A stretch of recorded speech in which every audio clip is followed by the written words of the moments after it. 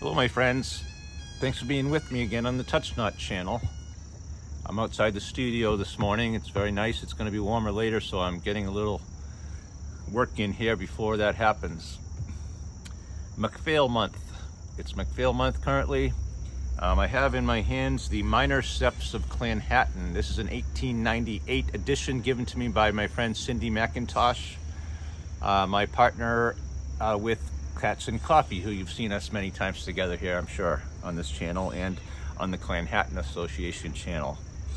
So this book details, it's called the Minor Septs, which is smaller groups of people. It doesn't mean they're minor, they're less important. It just means, I suppose, they're smaller. Mostly that's what that means.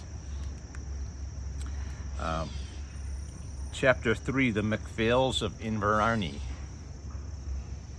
In Fraser-Mackintosh's memoirs of the Clan Chattan, the MacPhails appear in the list as number 14 of the tribes, in that they took protection of Mackintosh about 1500. You might have thought of, what, 14? What? I thought there was 12, Ray. But there are a few named in here that are considered today Septs of our 12. So there is a larger list. At times, some of those are considered clans of their own right. But today we consider them Septs of those 12. It does happen. We have 17, 16, 14, 12 here and there, depending on who's writing a list and when. And what's important to them at the time to list, right? Everyone has their priorities. This is how it is, my friends. So he's listing them 14 of the tribes in that they took protection of Mackintosh about 1500. In the Kinrara history of the Mackintoshes, right here folks, the Kinrara, it's about 2 pounds. Cindy sent me this copy. It's an old chronicle and history, reprinting of a lot of documents before this was written. This were used to make this. And in turn, this book is referring to that document that I just had in my hand. So that's just what happens. You know, these books are based upon earlier documents, and even those documents are based upon earlier writings, and so on up the line, you might say, or down the line to us. What we have today is a compilation of many, many writings, diaries, court records, church records, all that kind of stuff. In the Kinrara, it is said that in the time of Duncan the 8th lived Paul Gow, good sir of Sir Andrew MacPhail, the priest, of whom the Clan Phail had their beginning. This Sir Andrew, grandson of Paul, first of MacPhails, according to the Kinrara, wrote the 3 histories of Clan Chattan, upon which Kinrara founds in part his history. The Reverend Lachlan Shaw, the historian, when dealing with the parishes of Daviot and Dunlichty, refers to MacPhail of Inverarney, the chief of that ancient tribe of Clan Chattan. The family did not acquire Inverarney until 1631, but the name is to be found at a much earlier period and was common among ecclesiastics. The first MacPhail I have noticed was named Gillies. He died prior to 1500, his place of residence not being mentioned. He married Margaret Mackintosh, who bore to him John, Paul, Alison, Margaret, Catherine, and Agnes. I have to be very careful with this, my friends. 1898 edition. In 1498, David Dunbar of Durris pursues Mackintosh in the following his men and dependents, pursuing in court. In quote, Gillies MacPhail, Donald McGillivray, Farquhar Aiken's son, Alkin McRory, and Alexander McAllister, pursued for the wrongous occupation and laboring of the lands of Durris. They apparently were farming and cattle raising in Durris without legally possessing that land, it sounds like. They have been doing this for the space of 1 year, last by past. That's a quote from a court document I don't think we have the outcome of that, but it's an interesting tidbit, I think. In 1560, Sir John MacPhail is one of the procurators in the Sheriff Court of Inverness. A court officer, I would think.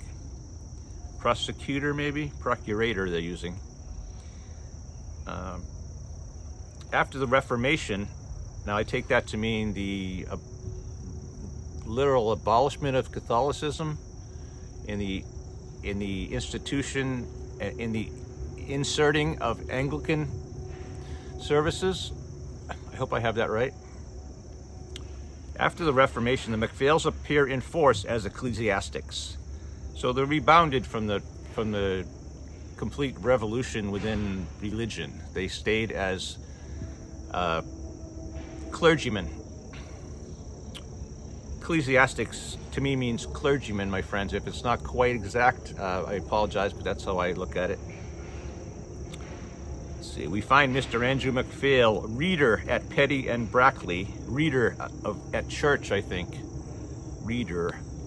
He settled in Kirkhill in 1575, translated to Kinjussie in 1581 and Doris in 1590. In a deed dated at Inverness, 26 April 1594, two of the witnesses are Andrew MacPhail, minister of the Word and God at Croy, and Severinus MacPhail, minister of the church at Petty.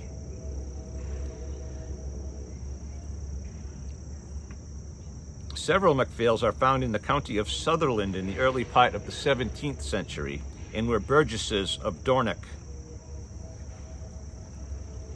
The MacPhails did not acquire a heritable right to Inverarny until 1631, when Hugh Rose, then of Kilvarrock, in respect of £1,000 Scots, granted a wadset right and long tack of Inverary to Duncan MacPhail, therein described of Inverarny.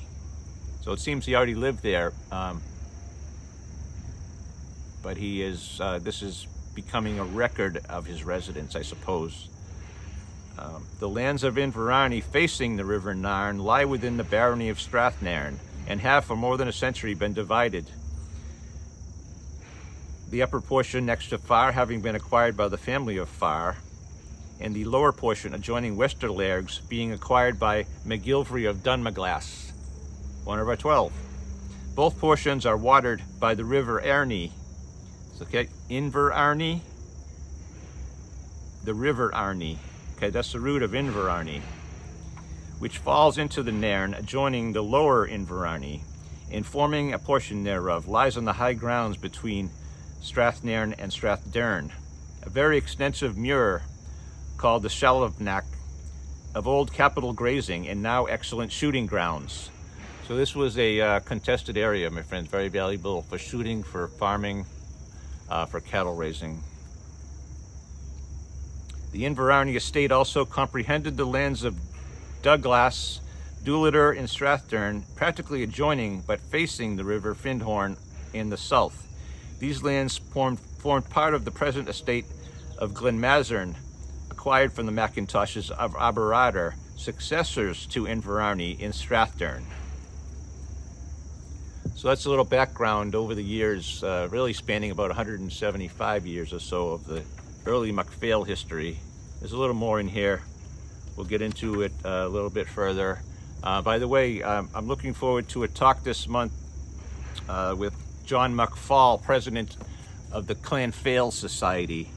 John and I are friends. We've talked before last year. We're going to get together again. He's just been named the chairman of the Clanhattan Association Council, as Jamie MacPhail has been named the vice chairman of the council. I hope I got that right, Jamie and John. Congratulations to both of you, and I'm looking forward to participating more in MacPhail Month. Please stay on the trail and subscribe to the Touch Not channel and the Clanhattan Association channels on YouTube. Touch not, my friends.